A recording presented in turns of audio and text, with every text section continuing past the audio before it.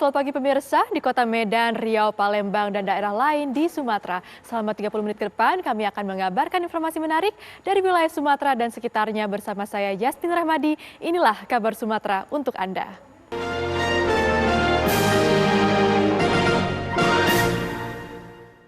Pemirsa, pabrik pembuat pupuk ilegal di Lampung Selatan, Lampung digerebek polisi. Dua pekerja yang sedang mengoplos pupuk diringkus petugas.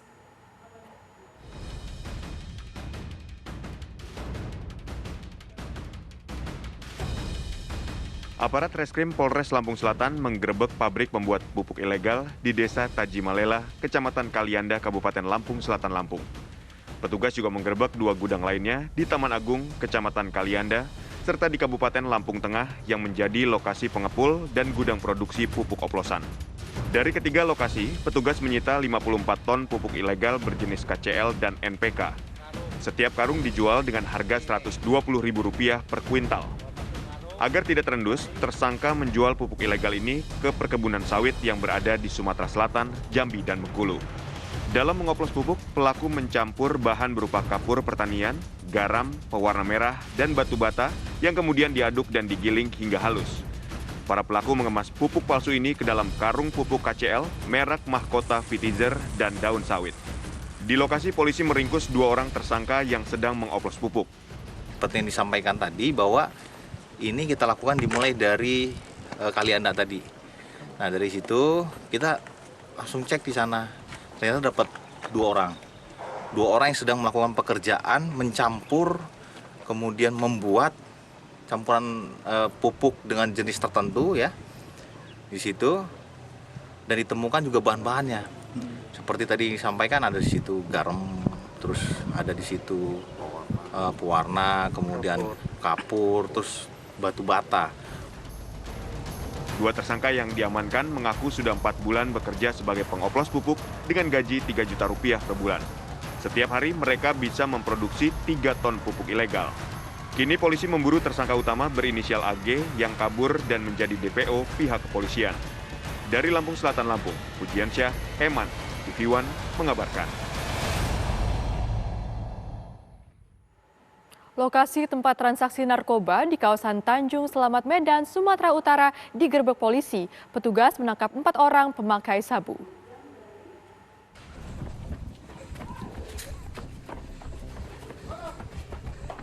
Aparat Polrestabes Medan dan Polsek Medan Tuntungan menggerebek sebuah perkampungan di kawasan Pantai Bokek, Tanjung Selamat, Kota Medan, Sumatera Utara. Lokasi yang digerebek petugas disinyalir kerap dijadikan sebagai tempat peredaran dan penggunaan narkoba.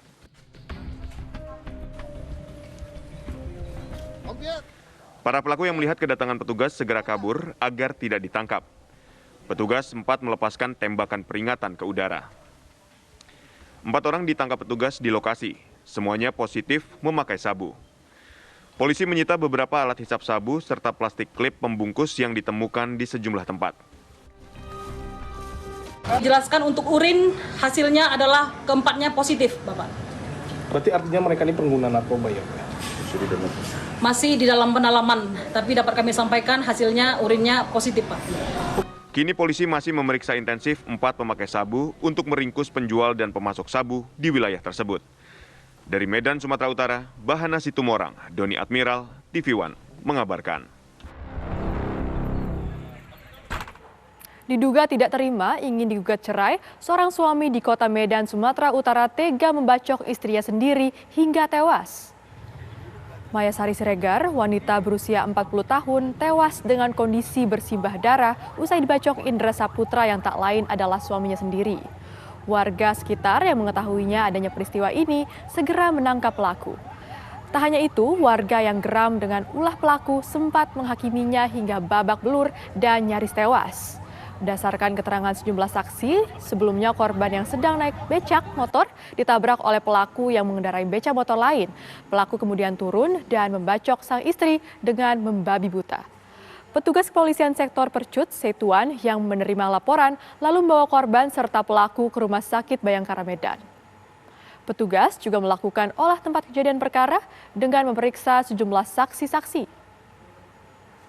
Sebanyak 2 anak di Sumatera Selatan dilaporkan menderita penyakit gangguan ginjal akut. 1 anak berusia 4 tahun meninggal dunia. Sementara itu di Sumatera Utara 7 anak menderita penyakit gagal ginjal akut, 6 diantaranya meninggal dunia.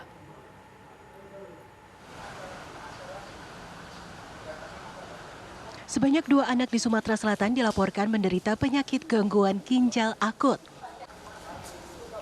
1 anak berusia 4 tahun di Palembang meninggal dunia akibat gagal ginjal akut pada 3 Oktober setelah sempat dirawat selama sepekan di Rumah Sakit Muhammad Husin, Palembang. Sementara anak berusia 13 tahun di Kabupaten Lahat kondisinya sudah membaik. Kita sudah mendapat laporan dari RSMH selaku rumah sakit yang merawatnya. Itu lebih kurang dirawat 1 minggu, kemudian terjadi kemudian setelah dirawat meninggal kan. Memang hasil dari laporan dari RSMH memang karena gagal ginjal akut ya itu. Dari satu tadi ya Pak ya? Dua-duanya, ya. Upaya mitigasi dilakukan Dinas Kesehatan Sumatera Selatan diantaranya dengan mengimbau masyarakat untuk sementara waktu tidak mengonsumsi obat dalam bentuk sirup tanpa berkonsultasi dengan tenaga kesehatan. Khususnya obat sirup yang mengandung etilen glikol yang masih dilakukan pengujian laboratorium kesehatan.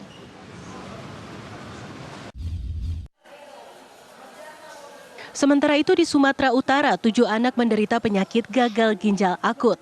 6 diantaranya meninggal dunia, sementara 1 orang lainnya masih menjalani perawatan.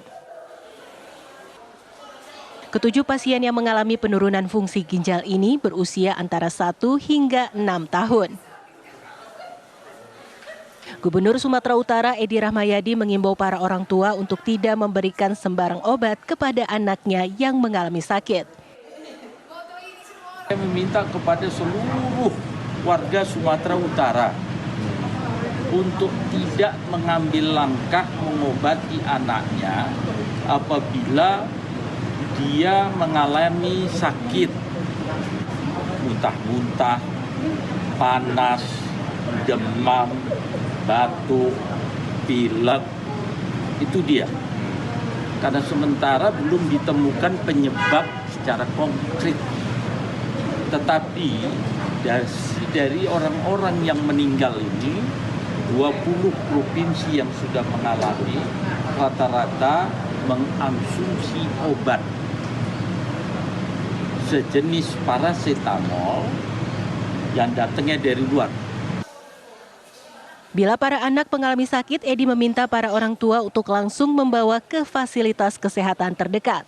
Orang nomor 1 di Sumatera Utara itu juga akan memberi arahan kepada seluruh puskesmas agar bertindak efektif dan efisien. Dari Palembang, Sumatera Selatan dan Medan, Sumatera Utara, Syamsul Rizal, Ahmidal Yauzar, TV One mengabarkan.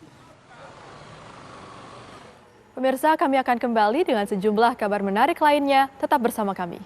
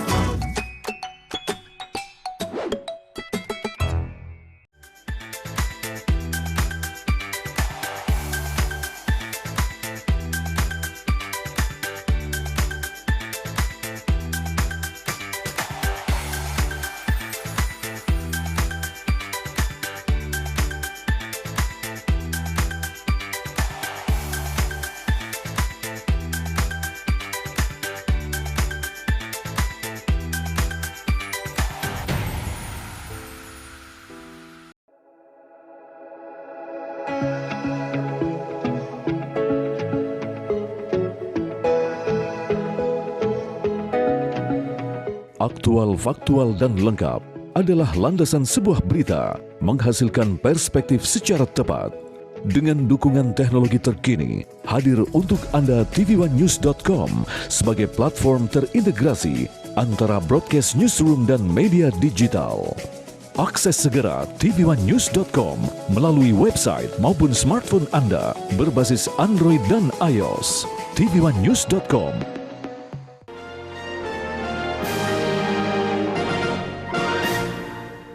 18.30 WIB, terdakwa Arif Rahman Arifin oleh Brigjen Pol Hendra Kurniawan yang kemudian memerintahkan untuk menemui penyidik Polres Jakarta Selatan supaya penyidik Polres Jakarta Selatan membuat satu folder khusus untuk menyimpan file-file dugaan pelecehan putri yang kemudian disampaikan oleh terdakwa Arif Rahman Arifin kepada penyidik Polres Jakarta Selatan. Sebagaimana jawaban BAP terdakwa Arif Rahman Arifin tertanggal 29 Agustus 2022 butir 11.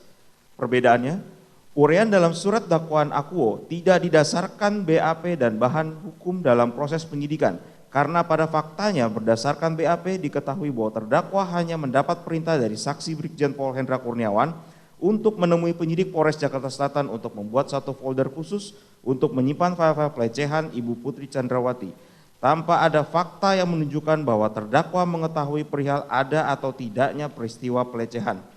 Bahwa uraian surat dakwaan dirangkai dengan asumsi untuk menunjukkan seolah terdakwa Arif Rahman Arifin bertindak dengan memiliki pengetahuan bahwa peristiwa pelecehan merupakan hal yang mengada-ngada. Uraian berdasarkan asumsi yang menyesatkan dan tidak berdasarkan fakta hukum seharusnya menjadi dasar untuk menyatakan surat dakwaan akuo batal demi hukum. Bahwa selain ketidaksesuaian antara muatan dalam surat dakwaan akuo dan BAP, terdapat pula inkonsistensi dalam penyebutan dan atau penjabaran alat bukti sebagaimana dapat kami uraikan sebagai berikut. Halaman 5 dan 6 surat dakwaan akuo. Setelah itu, saksi Agus Nurpatria Adipurnama menyatakan bahwa DVR CCTV tersebut ada di pos security dan saksi Irfan Widianto dan mengarahkan mengecek keberadaan DVR tersebut. Selain itu, saksi Irfan Widianto juga diminta mengambil DVR CCTV tersebut dan mengganti dengan DVR yang baru. Halaman 10 surat dakwaan akuo. Kemudian saksi Cuk Putranto bersama terdakwa Arif Rahman Arifin, saksi Baikuni Wibowo, dan saksi Ridwan Reki Nelson Soplangit secara bersama-sama menonton rekaman CCTV hasil kopian atau unduhan oleh saksi Baikuni Wibowo dan diputar dengan menggunakan laptop milik saksi Baikuni Wibowo. Halaman 11 surat dakwaan akuo. Mengingat perbuatan tersebut adalah bertentangan dengan hukum yang semestinya terdakwa Arif Rahman Arifin mengamankan CCTV tersebut dan bukan menghapus isinya, merusak atau menghancurkannya. Bahwa telah terang dan jelas jaksa penuntut umum telah tidak konsisten dalam menyebutkan objek dalam surat dakwaan akuo, di mana setidak-tidaknya terdapat 3 penamaan objek yang berbeda, yaitu DVR CCTV, dan rekaman CCTV hasil kopian atau unduhan. Lebih lanjut, dalam surat dakwaan akuo juga tidak dijelaskan detail objek yang terkait dengan perbuatan sebagaimana didakwakan dalam terdakwa Arif Rahman Arifin. Mohon perhatian Majelis Hakim Pengadilan Negeri Jakarta Selatan yang mengadili perkara akuo. Dengan demikian, saudara penuntut umum telah tidak jelas dalam menguraikan fakta perbuatan terdakwa Arif Rahman Arifin dalam surat dakwaan akuo. Sehingga kami mohon kepada Majelis Hakim untuk menyatakan surat dakwaan akuo batal demi hukum. C. Surat dakwaan tidak lengkap. Bahwa sebagaimana termaktub dalam dakwaan pertama primer dan subsidiar serta dakwaan kedua primer dan subsidiar, diketahui bahwa terdakwa Arif Rahman Arifin didakwa sebagai pelaku yang telah melakukan, menyuruh melakukan, dan turut serta melakukan perbuatan dengan sengaja dan tanpa hak atau melawan hukum, melakukan tindakan apapun yang berakibat terganggunya sistem elektronik dan atau mengakibatkan sistem elektronik menjadi tidak bekerja sebagaimana mestinya, sebagaimana dimaksud dalam pasal 49 junto pasal 33 Undang-Undang ITE junto pasal 55 ayat 1 ke 1 KUHP, serta sebagai pelaku yang telah melakukan, menyuruh melakukan, dan turut serta melakukan perbuatan dengan sengaja dan tanpa hak melawan hukum dengan cara apapun mengubah, menambah, mengurangi, melakukan transmisi, merusak, menghilangkan, memindahkan, menyembunyikan suatu informasi elektronik dan atau dokumen elektronik milik orang lain sebagaimana dimaksud dalam pasal 48 ayat 1 junto pasal 32 Undang-Undang ITE junto pasal 55 ayat 1 ke 1 KUHP berkaitan dengan salinan atau kopi rekaman CCTV yang terletak di pos keamanan Komplek Perumahan Polri Duren 3, Kecamatan Pancoran, Jakarta Selatan. Berdasarkan segenap uraian di atas, surat dakwaan akuo dapat dinyatakan batal demi hukum karena saudara penuntut umum tidak lengkap dalam menguraikan bahwa file rekaman CCTV yang berada dalam flash disk dan laptop milik saksi Baikuni Wibowo yang diperintahkan untuk dihapus oleh saksi Ferdi Sambo adalah hasil kopi atau unduhan. Sedangkan rekaman asli berada dalam DVR CCTV yang telah diserahkan oleh saksi Baikuni Wibowo kepada penyidik Polres Jakarta Selatan melalui saksi Irfan Widianto dan atau pihak yang disuruh saksi Irfan Widianto segera setelah isi rekaman tersebut dikopi atau diunduh dari DVR. Bahwa selain hal di atas, baik penyidik maupun saudara penuntut umum sama sekali tidak pernah menguraikan adanya kesamaan antara salinan kopi rekaman CCTV dengan rekaman asli yang berada dalam DVR CCTV yang seharusnya dituangkan dalam berita acara forensik dan terlampir dalam berkas perkara akuo yang berakibat bukti salinan kopi rekaman tersebut tidak dapat dijamin otentisitas dan keutuhan karena tidak pernah dicocokkan dengan rekaman asli dalam DVR CCTV. Adapun dasar hukum dari argumentasi di atas adalah pasal 6 Undang-Undang ITE yang dinyatakan sebagai berikut. Pasal 6 Undang-Undang ITE dianggap telah dibacakan bahwa ketentuan di atas diperkuat dengan pendapat ahli Abdul Fikar Hajar yang dimuat dalam Jurnal Hukum Adiguna Universitas Tarumanegara yang berjudul Analisis Pembuktian Alat Bukti Closed Circuit Television atau CCTV sebagai alat bukti petunjuk yang menyatakan sebagai berikut. Yang menjadi kesulitan hakim dalam menggunakan CCTV tersebut sebagai alat bukti adalah terletak pada otentisitasnya karena CCTV tersebut dapat dimanipulasi. Namun sekarang dalam perkembangan teknologi bahwa rekaman yang asli itu berada pada drive dari CCTV tersebut. Sehingga pada sekarang ini hakim sudah tidak begitu kesulitan mengenai otentik atau tidak otentiknya dari CCTV tersebut karena adanya drive yang menyimpan video rekaman asli dari CCTV tersebut. Bahwa selanjutnya Nundirman Munir dalam pengantar hukum Siber Indonesia, cetakan pertama, edisi ketiga, Depok 2017, halaman 573 berpendapat sebagai berikut. Diperlukan suatu alat penguji karena bukti digital tidak dapat langsung dijadikan sebagai suatu barang bukti di proses peradilan, mengingat sifat alamiahnya bukti digital sangat tidak konsisten. Oleh karena itu diperlukan sebuah standar data digital yang dapat dijadikan sebagai barang bukti dan metode standar dalam pemrosesan barang bukti sebagai bukti digital dapat dijamin keasliannya dan dapat dipertanggungjawabkan. Berikut adalah aturan standar agar bukti dapat diterima dalam proses peradilan. 1. Dapat diterima, yaitu data harus mampu diterima dan digunakan demi hukum, mulai dari kepentingan penyelidikan sampai kepentingan di pengadilan. 2. Asli, yaitu bukti tersebut harus berhubungan dengan kejadian atau kasus yang terjadi dan bukan merupakan rekayasa. Lengkap, bukti bisa dikatakan bagus dan lengkap jika di dalamnya terdapat banyak petunjuk yang mampu membantu investigasi. 4. Dapat dipercaya, yaitu bukti dapat mengatakan hal yang terjadi di belakangnya. Jika bukti tersebut dapat dipercaya, maka investigasi menjadi lebih mudah. Bahwa surat dakwaan akuo penuntut umum sebagaimana tersebut di atas harus dinyatakan batal demi hukum karena saudara penuntut umum tidak lengkap menguraikan otentisitas dokumen elektronik yang menjadi objek dalam perkara akuo hanya berupa salinan yang tidak pernah dicocokkan dengan dokumen aslinya yang berada dalam DVR. Dengan demikian, surat dakwaan akuo yang disusun oleh saudara penuntut umum tidak memenuhi syarat material dalam surat dakwaan, yaitu surat dakwaan harus cermat, jelas dan lengkap, sebagaimana diwajibkan dalam ketentuan pasal 143 ayat 2 huruf B KUHP. Oleh karena itu, surat dakwaan akuo harus dinyatakan batal demi hukum. Ini dilanjutkan.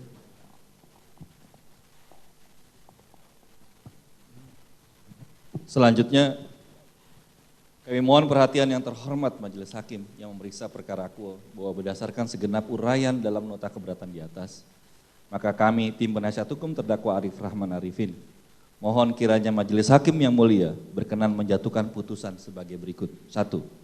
Menerima dan mengabulkan nota keberatan atas nama Arif Rahman Arifin. 2. Menyatakan surat dakwaan penuntut umum batal demi hukum atau setidak-tidaknya tidak dapat diterima. 3. Menyatakan surat dakwaan penuntut umum batal demi hukum atau tidak dapat diterima karena penyidikan dalam proses penuntutan terhadap terdakwa Arif Rahman Arifin telah dilakukan secara tidak sah. 4. Menyatakan surat dakwaan penuntut umum batal demi hukum atau tidak dapat diterima dan menyatakan surat dakwaan prematur untuk diajukan karena tindakan yang dilakukan oleh terdakwa Arif Arifin masih dalam ruang lingkup administrasi negara sehingga harus dilakukan pemeriksaan dan penyelesaian di ruang lingkup administrasi terlebih dahulu. 5. Membebaskan terdakwa Arif Arifin dari segala dakwaan penuntut umum. 6. Melepaskan terdakwa Arif Rahman Arifin dari tahanan. 7. memulihkan terdakwa Arif Rahman Arifin dalam harkat dan martabatnya, dan 8. Membebankan biaya perkara kepada negara, atau apabila yang terhormat majelis hakim berpandangan lain, bagi kami mohon agar majelis hakim memberikan putusan yang seadil-adilnya. Jakarta, 28 Oktober 2022, hormat kami penasihat hukum terdakwa Arif Rahman Arifin. Pemirsa, kami akan kembali dengan sejumlah kabar lainnya usai jeda.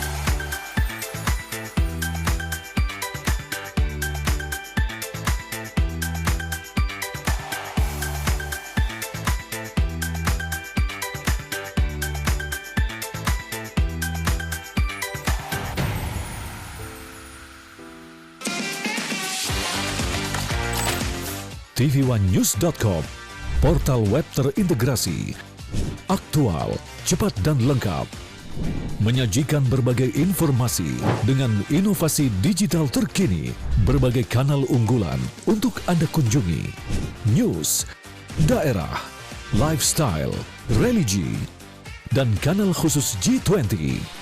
tvOneNews.com, aktual, cepat dan lengkap, layanan konten digital terbaik untuk Anda. Kamu lagi chatan sama siapa sih sayang? Kok serius banget? Aku lagi nonton sinetron mas di TV streaming. Habis aku males nonton di TV kita, gambarnya banyak semut. Sayang, sekarang kan siaran TV udah digital. Tinggal dipasangin set-top box-nya, langsung nyala. Ih, keren banget mas. Aku pindah nonton di TV aja. Lebih enak nonton di TV kan daripada di handphone, nanti sakit matanya. Udah gitu siaran TV digital ini banyak banget pilihan programnya. Bersih gambarnya, jernih suaranya, canggih teknologinya. Siarannya gratis dan nggak pakai kuota internet. Sukseskan migrasi digital, siaran TV digital. Keren!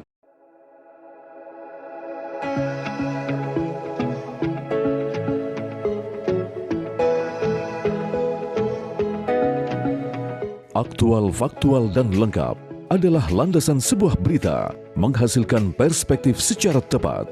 Dengan dukungan teknologi terkini, hadir untuk Anda tvOneNews.com sebagai platform terintegrasi antara broadcast newsroom dan media digital. Akses segera tvOneNews.com melalui website maupun smartphone Anda berbasis Android dan iOS. tvOneNews.com.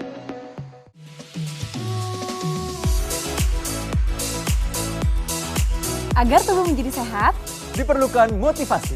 Saksikan Hidup Sehat dan Hidup Sehat Plus setiap Senin sampai Jumat pukul 9 pagi hanya di TV One.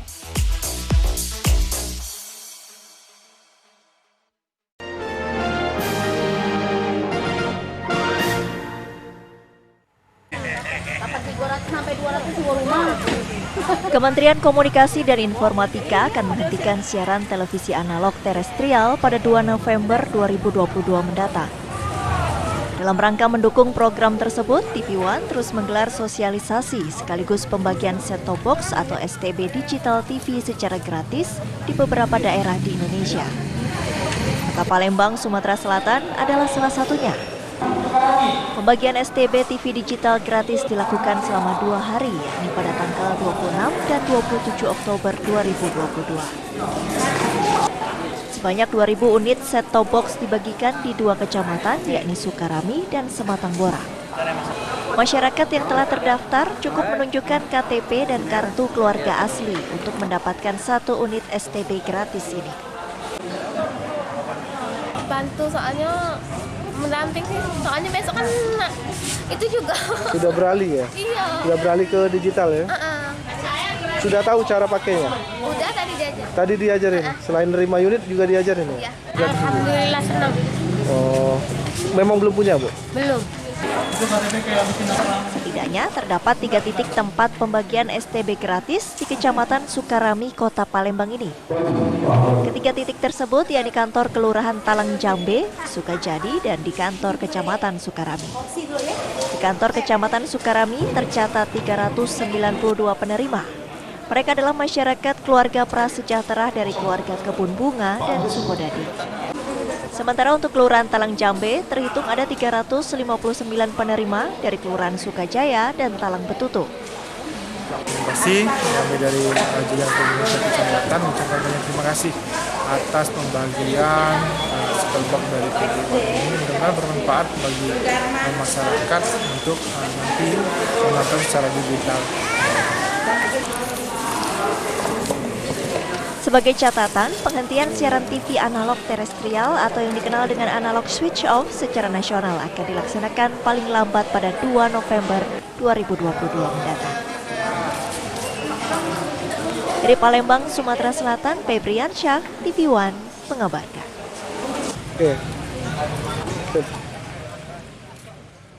Pemirsa, pizza yang sejatinya adalah kuliner khas Italia dimodifikasi menjadi santapan dengan citra rasa khas Batak, di mana memang inilah inovasi bisnis yang coba dijalankan sebuah restoran di Balige, Sumatera Utara. Restoran ini bahkan mengadopsi nama bumbu dapur khas tanah Batak, Andaliman. Bila selama ini Anda mengenal pizza dengan topping daging, ayam, ataupun jamur, maka pizza yang satu ini menggunakan bahan dasar yang unik atau berbeda, yaitu pizza Andaliman. Nah, pizza ini hanya bisa Anda jumpai di kota Balige, Sumatera Utara. Seperti apa keunikan ataupun cita rasa khas dari pizza Andaliman ini? Saya akan mengajak Anda ke dapur pizza Andaliman.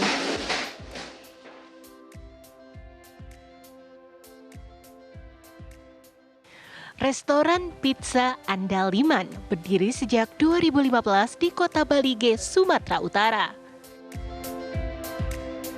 Dari namanya saja, restoran ini mengandalkan citra rasa lokal. Karena Andaliman adalah bumbu dapur sejenis merica khas tanah Batak. Inilah kalau biji Andaliman ini langsung yang dipetik dari pohonnya. Jadi kalau orang Batak itu biasa buat sambal, hanya ini dengan cabai pun, Mbak misalnya makan apapun, ditambah perasan, hanya ini saja luar biasa, perasan jeruk, apapun. Tapi sambal mentah, cabai rawit dengan ini sudah enak. Nah, ini di kulitnya ada teman saya yang meneliti ini dari ITB, bahwa dia ada di kandungan yang seperti atsiri yang membuat, mungkin ini juga salah satu membuat orang Batak sangat pemberani. Jadi di kulitnya itu membuat seperti ada energi yang membuat kita ya. Saya sampai bilang ini Andaliman ini andalkan iman. Jadi orang Batak mungkin salah satu yang membuat orang Batak itu berani-berani mungkin. Nah, ini kita buat di toppingnya ini. Sedikit ya ditaruh di topping sebagai pewangi, nanti kerasa walaupun dia sedikit tapi akan cukup terasa ya. Tak hanya itu, Andaliman konten lokal lainnya juga ada di topping pizza yang tidak mungkin ditemukan di pizza yang aslinya adalah kuliner Italia. Seperti teri Medan, daun bawang, dan kacang panjang. Dengan inovasi ini, pemilik restoran mencoba bersaing dengan restoran pizza Waralaba. Enak sih, Kak. Enak. Pertama kali. Ya, bakal nyoba lagi. Pernah jumpai menu seperti ini di mana? Belum, justru unik ya. Kita cobanya baru di sini. Andaliman kan khas Batak ya, khas Toba gitu. Aneka pizza Andaliman dijual dengan kisaran Rp65.000 hingga Rp80.000. Nama Andaliman yang merupakan produk tani khas Batak juga menjadi daya tarik tersendiri bagi turis yang mencari kuliner khas Balige. Dari Kota Balige, Sumatera Utara, Wanasari Ferrari Narotama, TV One mengabarkan.